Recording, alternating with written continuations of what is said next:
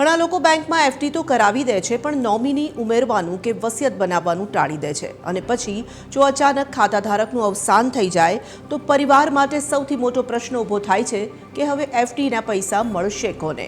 શું બેંક પૈસા અટકાવી દેશે કે પછી કોર્ટના ચક્કર કાપવા પડશે? પણ સાચી વાત એ છે કે નોમિની કે વસિયત ન હોવા છતાં પણ એફડીના પૈસા ક્લેમ કરી શકાય છે. બસ તેની એક કાયદેસરની પ્રોસેસ હોય છે. સૌથી પહેલાં બેંક ચેક કરે છે કે એફડીમાં કોઈ નોમિની છે કે નહીં. જો નોમિની હોય તો પ્રોસેસ ઘણી સરળ બની જાય છે.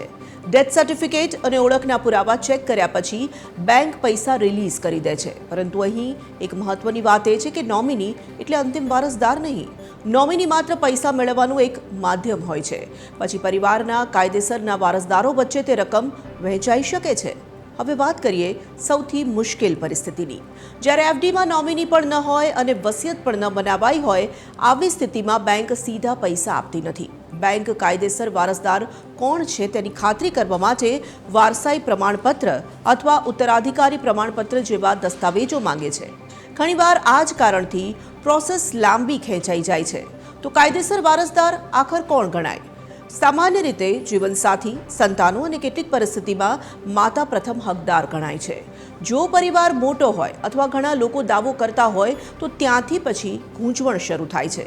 બેંક સામાન્ય રીતે ડેથ સર્ટિફિકેટ, એફડીની વિગતો, ઓળખનો પુરાવો અને કાયદેસર દસ્તાવેજો માંગે છે.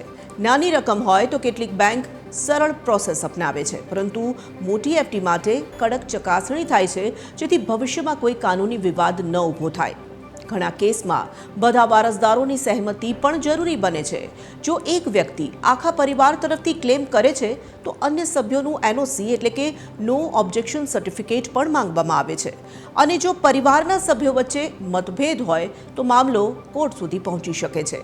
સૌથી મોટી સમસ્યા એ છે કે મોટાભાગના પરિવારોને આવી પ્રોસેસની જાણ જ હોતી નથી. એટલે બેંકના ચક્કર, દસ્તાવેજોની દોડધામ અને સમયનો બગાડ વધતો જાય છે.